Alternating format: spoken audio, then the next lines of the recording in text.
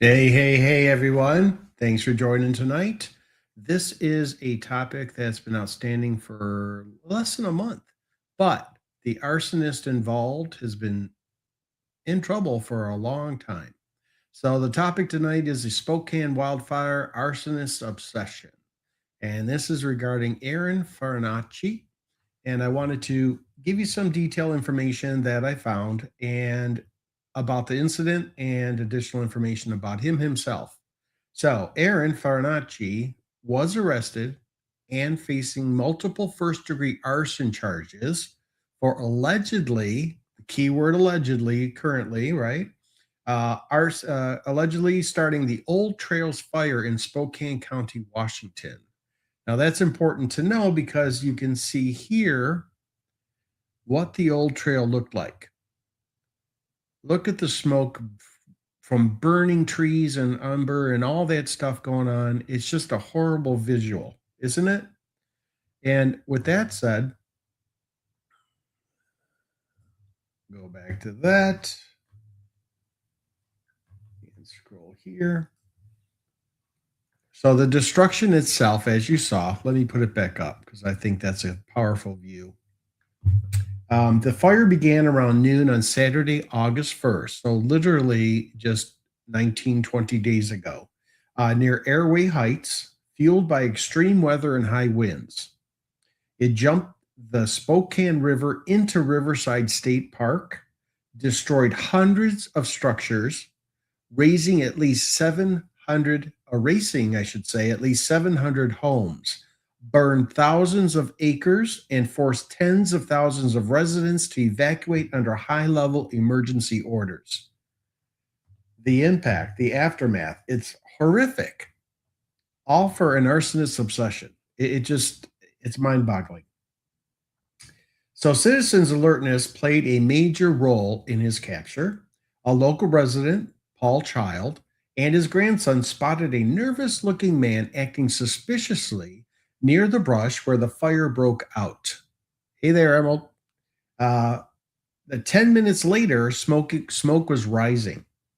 Law enforcement briefly detained Farinacci that day, finding him with waterproof matches, a butane lighter, and a green t-shirt matching the witness's description, though he was initially released before further evidence and investigation solidified the case against him.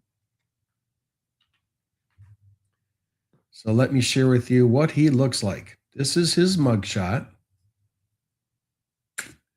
He's a 37-year-old man and whose life has been marked by severe personal struggles, of course, and prior legal infractions. Growing up with a history of documented mental health issues, challenges, and multiple psychiatric hospitalizations sounds a lot like the Clancy trial, don't you think? A lot of similarities, and we're dealing with a lot of mental health issues in the news, in the courts, and these horrible situations that are occurring. I don't know what's going on in the world, but it's kind of frustrating to me. Uh, Multiple psychiatric hospitalizations. His path took a dark turn in his early 20s. He's 37 now, remember. Despite maintaining a stable residence with his girlfriend and her family in recent years, underlying psychological vulnerabilities remained unaddressed, culminating in a destructive fixation on the power and volatility of fire. Not a nice shot. Don't like him. Understood. There could be some mental issues, but what you do in the real world, you have to be cognizant of that. You need to stay getting help, medication. Again, I don't know all the details in the background, but it does make you stop and think, right? According to this is as part of the pre planning that they identified. According to court records and detectives, Farinacci confessed after his arrest that he had planned the fire 2 weeks in advance. He intentionally researched National Weather Service warnings to find a day with severe fire weather, high heat, and high winds, calling those conditions ideal from his perspective. He also reportedly researched notorious serial arsonist John Leonard Orr. And let me preface, this stream is based on a recommendation from one of my viewers. So I want to give credit where credit's due. I appreciate it so much for alerting this to me, because obviously you'll find out he was born and raised in Arizona. So it kind of ties into my locale. Thank you so much. I really appreciate that. Continuing with the pre-planning, according to court records and detectives, Farinacci confessed after his arrest that he had did that, and disturbing statements. Court documents state Farinacci told investigators that he believes fire is powerful, beautiful, and that things that go through fire experience a kind of a rebirth. Interesting perspective on fire. Now, the charges did increase or expanded. While initially connected to the Old Trails fire, prosecutors added multiple first-degree arson counts after investigators stated Farinacci admitted to starting roughly 25 smaller fires dating back to July 2025. So over a year ago, he admitted to starting smaller fires. And this is with investigators confirming at least 4 of them. It does make you stop and think who you meet, who you talk to, who you should know, right? And interact with. Safety first. What else can I say, right? So regarding his troubled life, right? Past conviction, Farinacci is a convicted felon with a prior history of violence. Back in 2010, when he was 21 years old, he shot and killed his father during an argument at their home in Mesa, Arizona, and subsequently inflicted a gunshot wound upon himself. I don't know if that was so that he can say they were both ambushed, or he wanted to take, damage himself, or what. But it's an interesting perspective that he would actually give himself a gunshot wound. Prison and release. He pleaded guilty to manslaughter and aggravated assault in 2012 and served roughly 8 years in prison before released around 2020. So only 6 years ago, completing the remainder of his supervision in Washington state. So he was under supervision in the state of Washington, right? I would suspect there'd be a lot of monitoring in that, right? Watching his movements, requesting him having to submit requests to do anything, that kind of thing. I guess if you say you want to go hiking, it's okay. But with his history, you would think they'd pay more attention to things like that. Prior police contacts, investigators looking into the recent wildfires uncovered that police had previously interacted with Farinacci during earlier fire investigations in July and August 2025 near his apartment and Riverside State Park. Is near his home. Farinacci is being held on a high bond of $2 million. His defense has requested a competency evaluation. Thank you. And additional court hearings are scheduled as the community deals with the devastating aftermath of the multi-wildfire crisis in the region, which is really eerie in itself. Let me pop this up. That's another visual. Let's see if I can get this so you can see it. Look at the burn and the smoke in the air, the torched wildlife that probably was impacted, the trees that bring oxygen to the earth, all cindered, right? All burnt.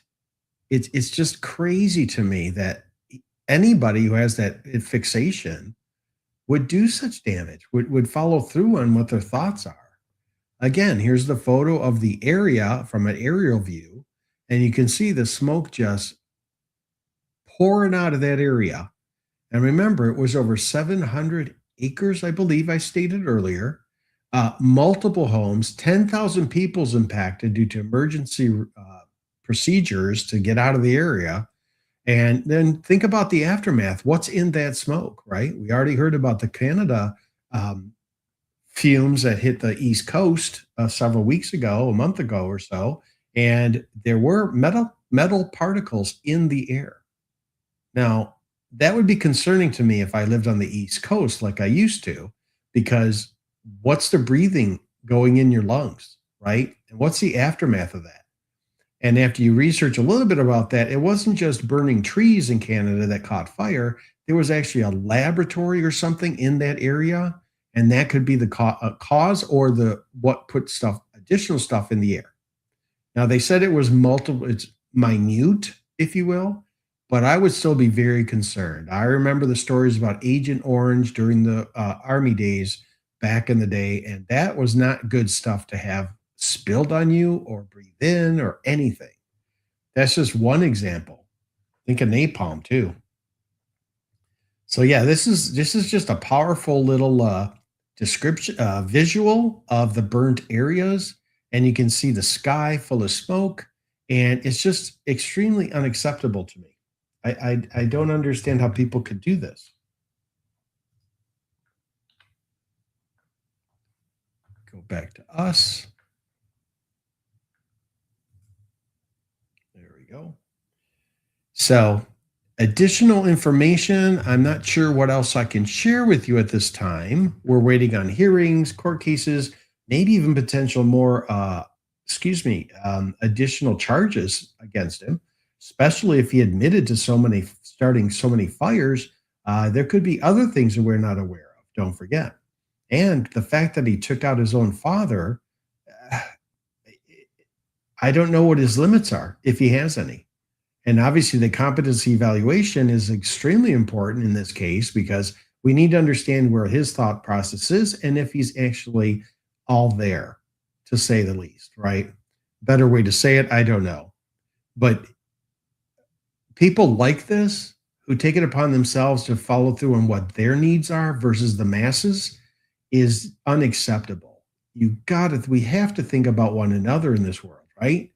We're heading down a path on all kinds of levels, and we need to be careful with where we're going and stand up for your rights. Don't forget that. Very important.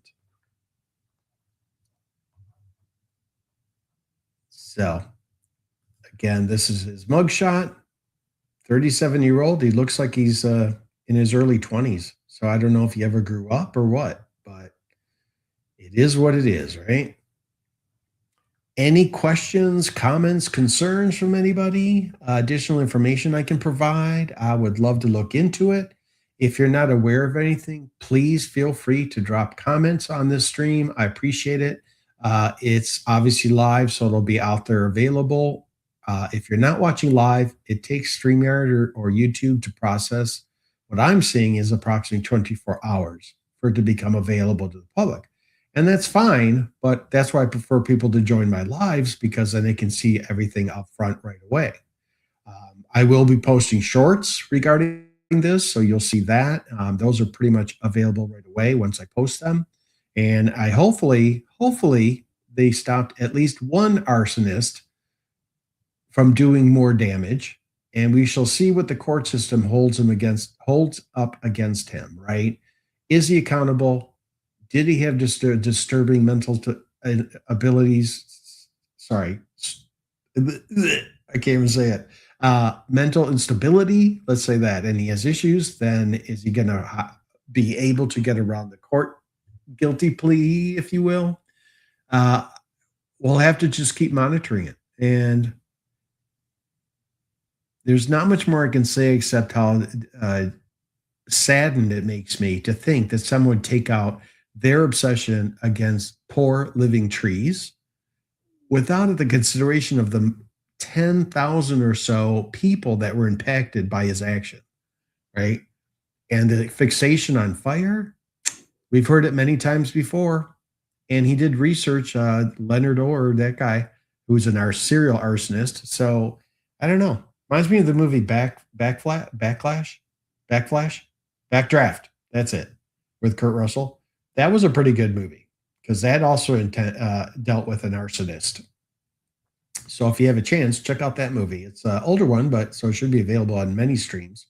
So hopefully you'll get a chance to check that out. And if there's additional updates, I will keep my finger on this one, just like many others, and do my best to update you.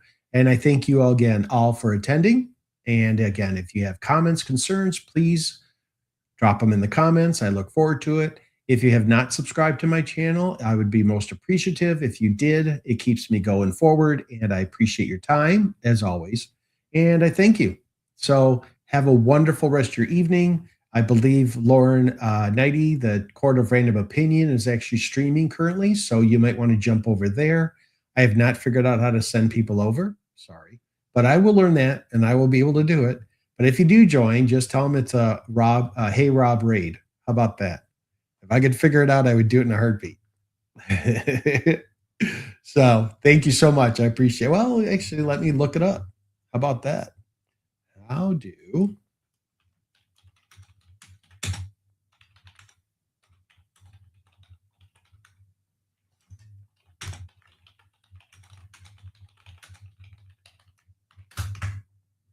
let's see what answer I get.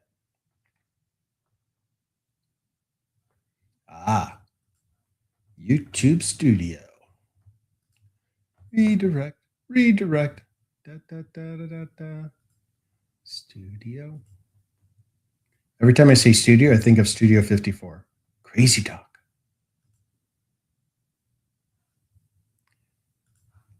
And that content and live.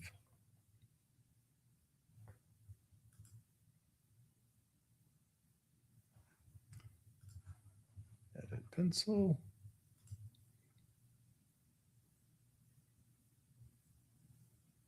It's got to be easy. I just have to write this down. Customization.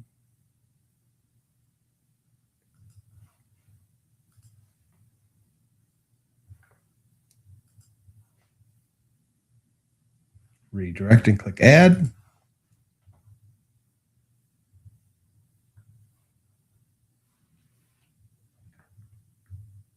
I don't see it.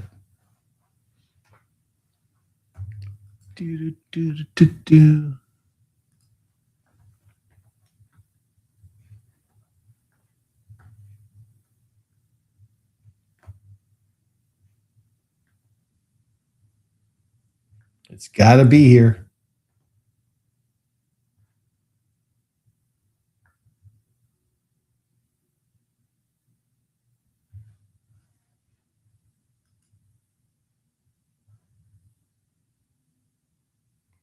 Come on. Everybody else does it. Why can't I?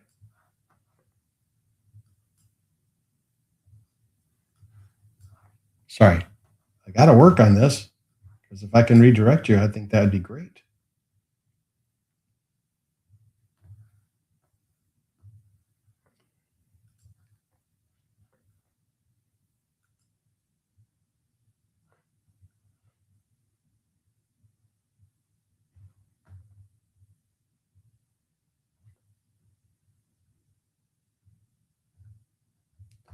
I do not see it.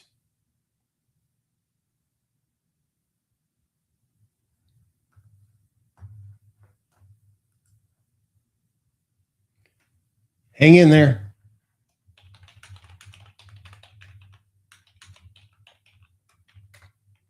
Let's see what I get.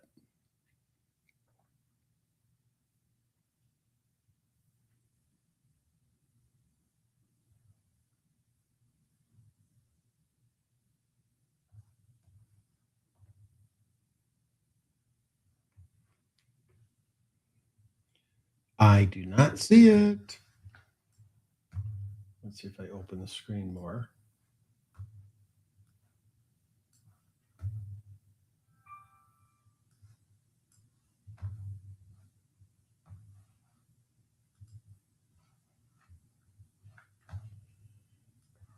That is so frustrating. Sometimes you have to learn on the fly, which is good, but at the same time. Okay, so I won't hold you up. I thank you all very much for attending, and I will let you go. But do jump over to Court of Random Opinion. My friend Lauren Knighty, and she's continuing several topics that are topical today. So thank you so much for joining. I appreciate it. Take care. Bye now. See you on the next one.